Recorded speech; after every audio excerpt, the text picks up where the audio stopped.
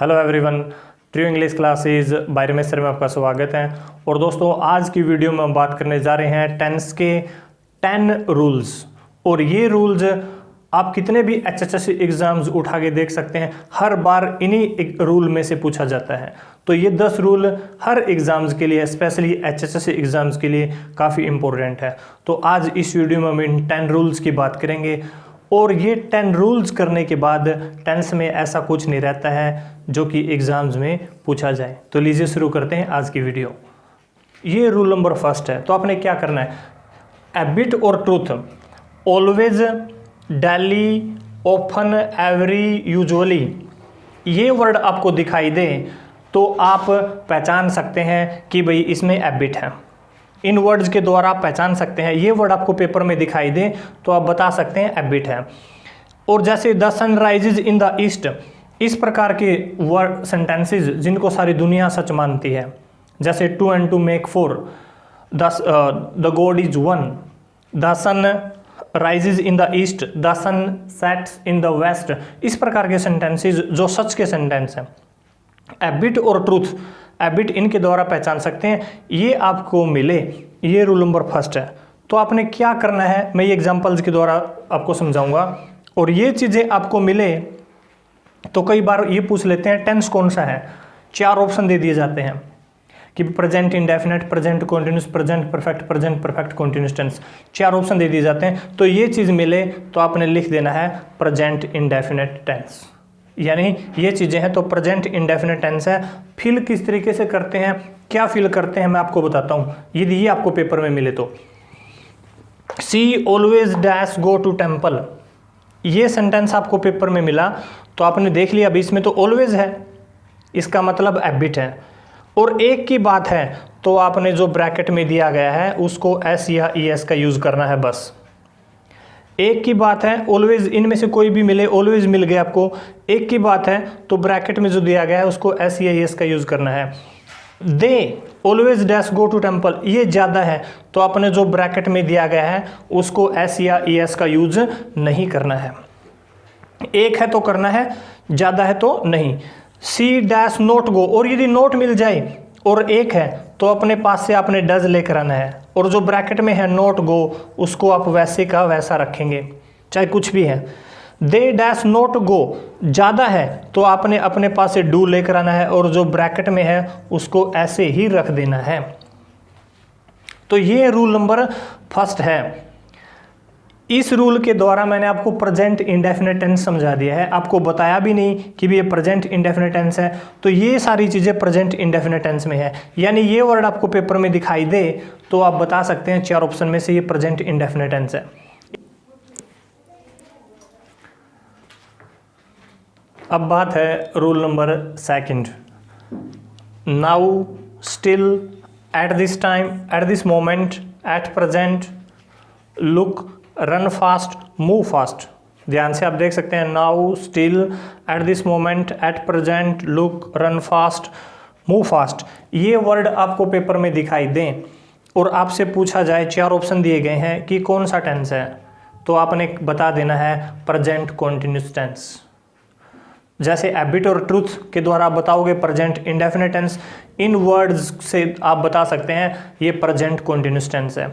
और यदि sentence fill करना आए तो आपने किस तरीके से फिल करना है ये मैं आपको बता देता हूँ।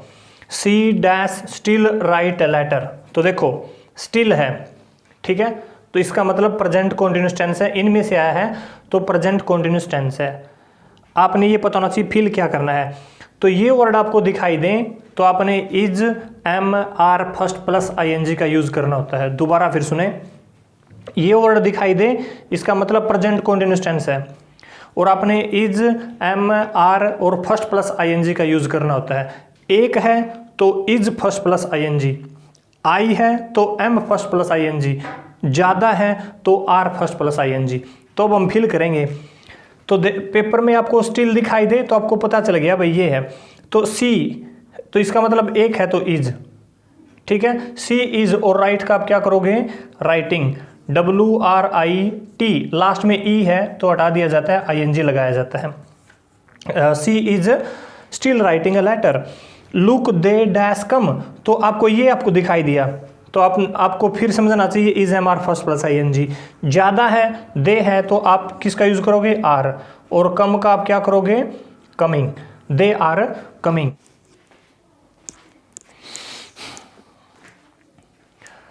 अब हम बात करने जा रहे हैं रूल नंबर 3, और इसमें आप देखें, ध्यान से आपने समझना है, ऑलरेडी, जस्ट, येट, सो फार, वंस, ट्वाइस, थ्राइस, रिसेंटली। एक बार फिर ये वर्ड आप ध्यान से देख लें, ऑलरेडी, जस्ट, येट, सो फार, वंस, ट्वाइस, थ्राइस, रिसेंटली। ये वर्ड आपको पेपर में दिखाई दें तो आपने हैज़ और हैव थर्ड फॉर्म का यूज़ करना है। Has, have, third form. Has तब लेकर आना है, एक व्यक्ति की बात है, हैव तब लेकर आना है, ज़्यादा की बात है, और साथ में थर्ड फॉर्म। कब ये वर्ड आपको दिखाई दे और कोई आपसे पूछ ले टेंस कौन सा है, तो ये है प्रेजेंट परफेक्ट। ये वर्ड है तो प्रेजेंट परफेक्ट टेंस है।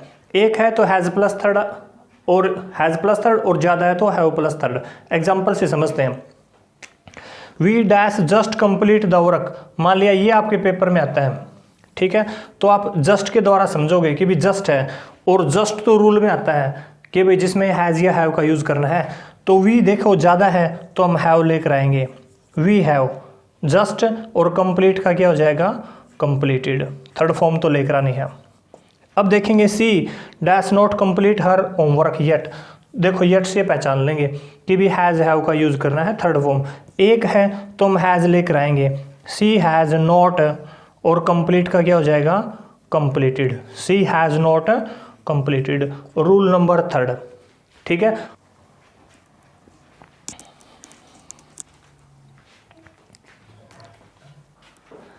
अब हम बात करने जा रहे हैं रूल नंबर 4, और ये रूल अपने ध्यान से समझना है क्योंकि रूल एक है और टेंस इससे हम 3 क्लियर करेंगे। एक रूल से 3 टेंस क्लियर करेंगे, बड़े ध्यान से समझना है। तो यहाँ देखो आप, सिंस फॉर, सिंस या फॉर के बाद आपको टाइम मिले, ध्यान से समझना है, सिंस या फॉर के बाद आपको टाइम मिले और सेंटेंस खत्म हो जाए, वहीं रुक जाए सेंटेंस, सिंस फॉर के बाद टाइम और सेंटेंस रुक जाए। एग्जाम्पल से समझेंगे तो has been first plus ING या have been first plus ING का यूज़ किया जाता है। यदि सिंस फॉर के बाद टाइम आए, आगे सेंटेंस ना जाए, तो has been, have been first plus ING. एक है तो has been first plus ING, ज़्यादा है तो have been first plus ING. दूसरी बात, सिंस फॉर के बाद टाइम आए और टाइम के बाद सेंटेंस खत्म ना हो, आगे आपको सेकंड फॉर्म मिल जाए। यहाँ तो खत्म हो गया था सेंटेंस, यहाँ आपको सेकंड फॉर्म मिल गई, तो आपने फिर एज बीन हैव बीन का नहीं, फिर आपने had been first plus ING का यूज़ करना है। सेंटेंस वहीं रुक जाए तो has been have been first plus ING, आगे सेंटेंस चले सेकंड फॉर्म आ जाए तो had been first plus ING. आगे सिंस फॉर के बाद टाइम तो है इनकी तरह, लेकिन आगे ना तो सेंटेंस रुके ना सेकंड फॉर्म आए, बल्कि tomorrow, next, future showing word कोई आ जाए, तब आपने shall have been first plus ING या will have been first plus ING का यूज़ करना है। वीडियो पॉज करके भी इसको आप ध्यान से समझ सकते हैं। Since for time has been, have been first plus ING, since for time और सेकंड फॉर्म तो had been first plus ING, since for के बाद टाइम और आगे फ्यूचर शोइंग वर्ड जैसे टुमारो, नेक्स्ट, तो फिर शैल हैव बीन और will have been first plus ING का यूज़ किया जाता है। एग्जाम्पल के द्वारा समझते हैं। It dash rain since morning, देखो सिंस फॉर के बाद टाइम आया है, आगे सेंटेंस खत्म हो गया, तो has been, have been first plus ING. एक है तो इट को एक माना जाता है, तो इट हैज़ बीन, और रेन का क्या हो जाएगा, रेन का हम करेंगे raining. It dash rain since morning when I came, वही सेंटेंस है, फर्क कितना है, यहाँ मॉर्निंग के बाद सेंटेंस खत्म हो गया था, लेकिन यहाँ आगे जाके सेकंड फॉर्म आई है, तब इसमें हमने यूज़ करना है हैड बीन और फर्स्ट प्लस आईएनजी, यानी रेन का क्या करेंगे, रेनिंग, इस तरीके से। और यदि सिंस फॉर के बाद आगे कोई फ्यूचर शोइंग वर्ड आए, टुमारो, सिंस, ऐसा कोई वर्ड आए, तो फिर आपने शैल हैव बीन और विल हैव बीन का यूज़ करना है, shall have been, will have been first plus ING. बात करने जा रहे हैं रूल नंबर 5, जो कि कई बार HSC एग्जाम्स में पूछा गया है। तो आप देख सकते हैं, आपको पेपर में एगो दिखाई दे लॉन्ग एगो दिखाई दे, लास्ट दिखाई दे, यस्टरडे दिखाई दे, हिस्टोरिकल फैक्ट दिखाई दे, पास्ट टाइम दिखाई दे, जैसे 1947, 1948 कुछ भी, ये वर्ड आप दोबारा देख सकते हैं। ये वर्ड आपको पेपर में दिखाई दे तो, और आपसे टेंस पूछा जाए, 4 ऑप्शन आपको दिए जाए तो आप टेंस बता सकते हैं पास्ट इंडेफिनिट टेंस है, तो आप बता सकते हैं पास्ट इंडेफिनिट टेंस है। सेंटेंस फील कैसे करोगे, तो देखो ये मान लिया आपके पेपर में एग्जांपल आया है, she dash buy a pen yesterday, तो आपने यहाँ देखा यस्टरडे है तो आपने पहचान लिया कि भाई ये तो यस्टरडे है, और यस्टरडे है तो आपने क्या करना है, तो आपने सेकंड फॉर्म कर देनी है, BOUGST, बाई की सेकंड फॉर्म कर देनी है बस, बोट, इनमें से कुछ भी मिले तो।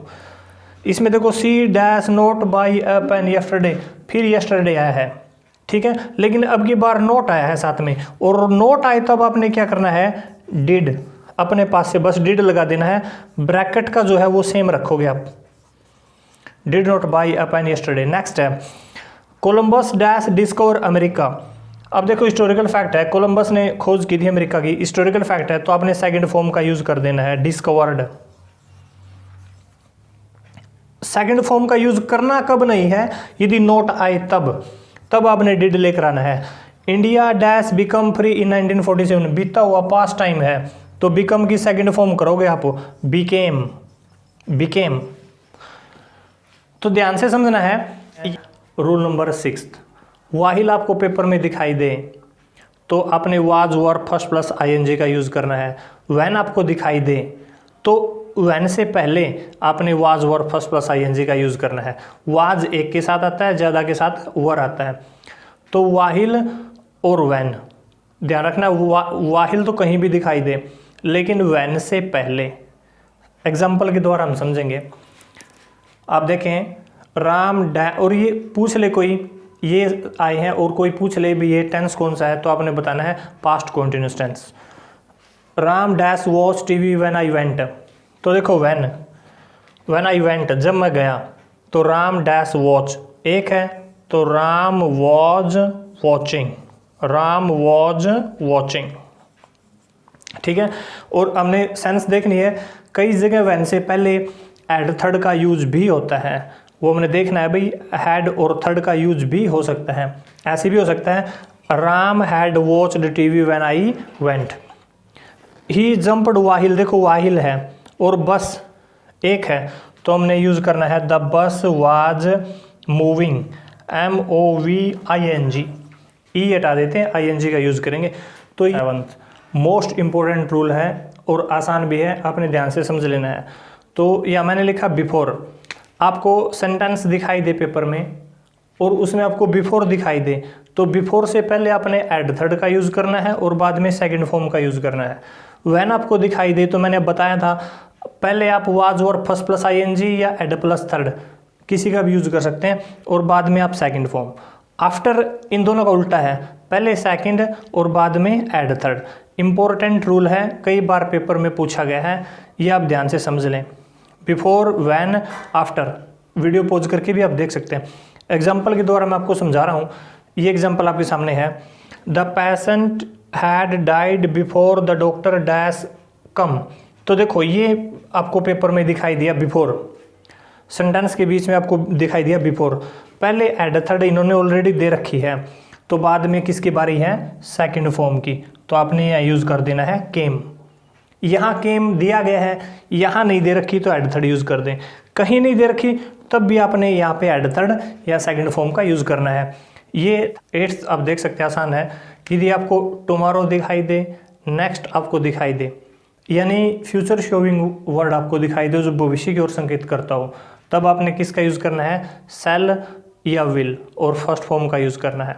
जैसे Ram dash go to Delhi tomorrow, तो टुमारो दिखाई दिया, ठीक है, तो सेल विल में से आप किसको लेकर आओगे, विल, तो राम विल, जो ब्रैकेट में फर्स्ट फॉर्म दी गई वो सेम आएगी, Ram will go to Delhi tomorrow, यानी tomorrow next future showing word है तो सेल विल और फर्स्ट का यूज होगा, ये आपने ध्यान रखना है।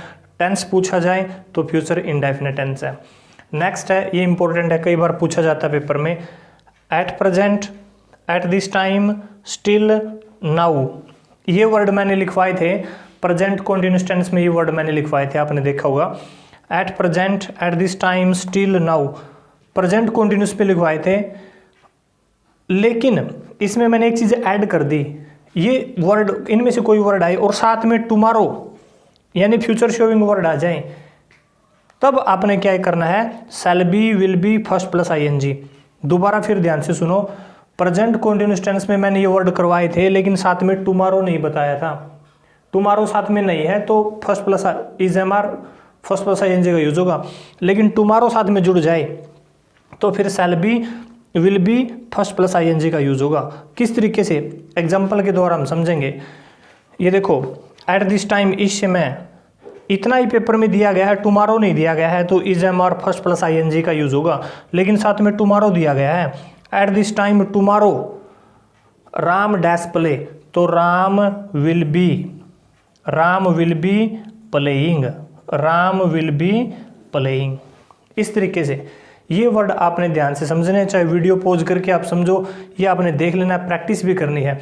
इस तरीके से खासकर जो सेंटेंसेस एचएसएससी में पूछे जाते हैं उनको आप चुटकियों में सोल्व कर सकते हैं। वो by of time, by 7 PM, by evening, by morning, by 8 PM, इस प्रकार के सेंटेंस दिखाई दें। या एक रूल और है, या बिफोर के बाद आपको फर्स्ट फॉर्म दिखाई दे। पहले मैंने एक रूल करवाया था बिफोर के बाद सेकंड, लेकिन यहाँ बिफोर के बाद फर्स्ट आपने दिखाई दे, यानी ये चीज़ आपको दिखाई दे तो अब आपने शैल है थर्ड या फिर विल है थर्ड का यूज़ करना है, ये आपको पेपर में दिखाई दे। अब एग्जाम्पल के द्वारा इसको हम अच्छे तरीके से समझ लेते हैं। Our school team dash score 2 goals by of time, तो बाय ऑफ टाइम दिया गया है यहाँ, तब आपने क्या करना है, आवर स्कूल टीम, तो will have scored, will have scored, क्योंकि थर्ड फॉर्म का यूज होगा, यह मैंने बताया भी है, तो विल हैव स्कोर्ड। ये चीज़ें आए तो आपने इस तरीके शैल हैव थर्ड या विल हैव थर्ड का यूज करना है। तो ये रूल्स आपने ध्यान रखने हैं। ये 10 रूल मैंने सेलेक्ट किए हैं क्योंकि पिछले आप एचएसएससी एग्जाम देखोगे तो यही रूल पूछे गए हैं और उन सब को इसी तरीके से सोल्व किया जा सकता है, आसानी से कम टाइम में सोल्व किया जा सकता है। तो दोस्तों, यदि वीडियो अच्छी लगी है, चैनल को सब्सक्राइब कीजिएगा, बेल आइकन को प्रेस कीजिएगा और ज़्यादा से ज़्यादा वीडियो को आपने शेयर भी करना है और अपना प्यार और सपोर्ट इसी तरीके से बनाए रखिएगा। Thanks for watching, thank you, good bye.